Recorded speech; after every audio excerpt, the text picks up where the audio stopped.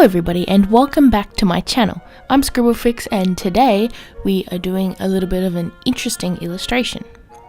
A few weeks ago I did a artwork for the YouTube Artist Collective and I did some 3D effects with it, and I used my little Expressit foam mounting squares to do that. So today we are revisiting that, and I wanted to go a little bit of a step further and do way more layers and way more different pieces. And yeah, I had the idea to do a little bit of a lush garden. So I started off making all of the little pieces. Now as you can see, some of this footage is a little bit out of focus, but I kept that to a minimum and cut most of that out because I didn't want it to look bad. But yeah, I started off doing a bit of a blue background with a little hill on it. And I kept those parts very, very simple and non-detailed, mainly because I knew the garden part was going to be very, very detailed. And I kind of wanted to add a little bit of a depth of focus, and I also wanted a little bit of balance. So when you have a lot of detail, you've got to make sure to have those parts where there's less detail so that it's not too full on for your eyes. Now I'm just doing a bit of a sort of a further back part of the garden, and I mainly did those I don't know what they're called, but they're like leaves with like all the little splits in them. I really love the look of those leaves because I just find them really interesting, and I don't know, I just like the little holes in the leaves. They kind of look like eyes for some reason. I don't know, this is just me rambling on again. So I started off doing a bit of a layer with these, just with some different greens, and then I sort of did a negative space way of drawing where I would just color in around the background, the darker part, so that you could end up seeing those leaves. And that actually made it really simple and easy to get some nice leaves with a little bit of variance in color without having to go around all of them and then, you know, try and not go out of the lines and then color in the background. So yeah, I just did the color of the leaves and then I did the dark background around them to make them pop out. Next I went on to some more flowers. Now I found this flower image online, and I forget what it's called, but it had these sort of ugly leaves that kind of look like weeds, I don't know, but the flowers were just really pretty and bright and red. And I really wanted to draw one of those because I knew this artwork was going to have a sort of blues and greens and a little bit of yellow in there, so I didn't want it too similar to my last artwork that had that very limited color palette. So I decided to add a little bit of red into this illustration, and I did that using some flowers and also a ladybug letter. So now this part is just me mainly building up all of my little assets. So lots of different leaves and ferns and like plants and that kind of thing, and I did a few different flowers as well. Next I decided I wanted to add a butterfly to this illustration. Now there are only a few things in this illustration that are actually lined with Multiliner, and I wanted that because I wanted those to stand out really nicely but also have the background a very natural feel. So I just mainly drew in this butterfly with my black multiliners, and then I went in later with some gel pen and then some Copic Markers to color in those bright colors and make it look really nice. And to be honest, I'm actually very proud of this butterfly. It's probably one of my favorite parts of this illustration. Next I decided to go in with that flower that I told you about, and I really like this flower because, I don't know, it's kind of different. You'll know exactly what kind of flower it is because they're pretty common. I just can't remember the name of them because I don't know the names of flowers. I can tell you all the names of chili plants, but I can't tell you all the names of flower plants, so yeah. So I went in with just some different reds here and there, and then I used a little bit of pink for the highlights of this flower, and then I went in with the gel pen to do those little dots that are in the middle of this flower, and that kind of brought it all in and made it look really nice.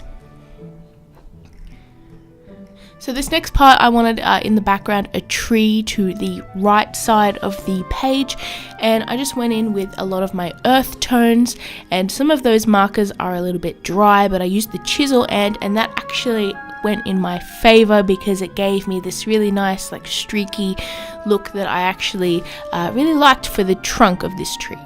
Now I did do a little bit of a hollow in the tree there, but sadly that ended up getting covered up by one of the plants. But to be honest, I'm not mad because I really like this illustration, and if you look carefully you can still kind of see it, so you know.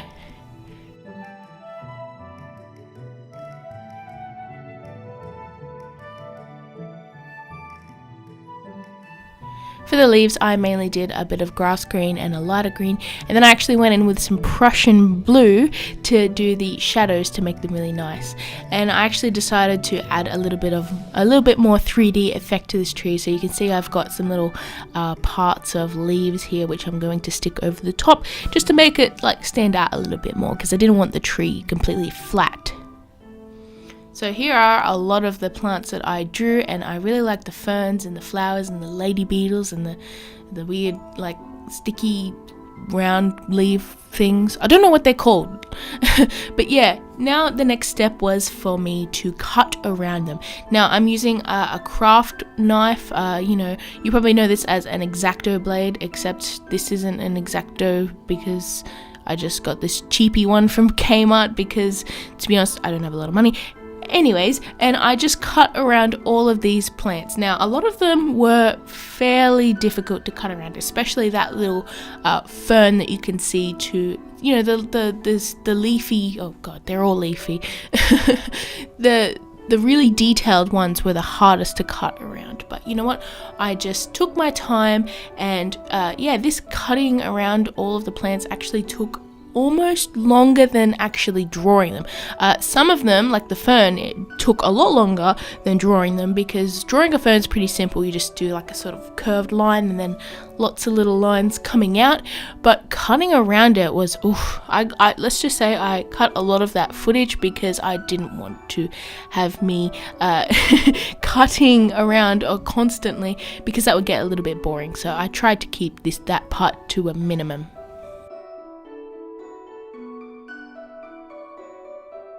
Now I have to say, I spent all night on this. I actually stayed up pretty late to finish this illustration, and you've probably noticed that this video is a day late, and that's mainly why, because I didn't realize how long that this would actually take me, because I ended up drawing a lot more plants than I had planned.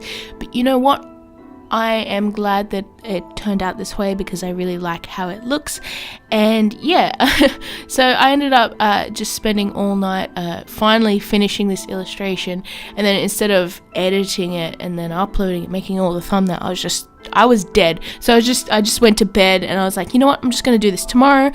It's not a bad thing that this video is a day late, especially since I'm really happy with the results. So now it was time to put it all together, and I forgot that I didn't put a ground. I didn't draw a ground, you know, like, so I decided just to go in with some greens and some browns to allude to like leaf litter and that kind of thing. And I knew that it was going to be mostly covered up, so that's why it looks a bit rough and weird. But once you add all the plants over the top, it looks good. So now it was finally time for me to put this whole thing together.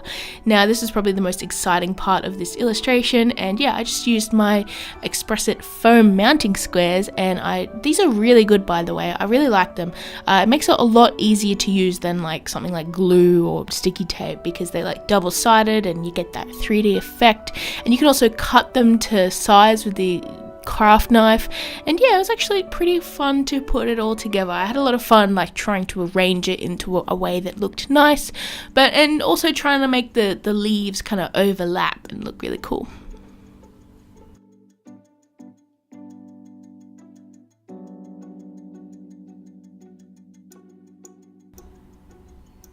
So as you can see, there are a lot of plants in this illustration, and I wanted to think of a really cool name for this artwork, and then I remembered, funnily enough, typical me, there was an area in one of the Pokemon games called LUSH Jungle, and I just really like that word lush, and I don't know, I like the look of it, and the sound of it when you just talk about plants, so I decided to call this illustration Lush Garden, which I think is fitting. Now time for me to stick down the final parts of this illustration, the little lady beetle and the little buzzy bee, which I really love, by the way. I think my favorite parts of this illustration are the bugs and the big flower in the middle. I really like them, and to be honest, I actually also like that simple background as well, because it gives a nice contrast between a really crazily detailed lower part of the illustration and then a nice simple top part of the illustration, just to give your eyes a bit of a break. So here's the final artwork, and I am so happy with this. This artwork took me a lot longer than expected, longer than my usual artworks too, mainly because I had to draw everything and then cut it all out. But anyways, I hope you enjoyed this illustration. Make sure you hit like and subscribe and smash that bell button to get notified when I upload. I upload twice a week. So yeah, I hope you have a lovely day, and I will see you in my next video. Bye everyone!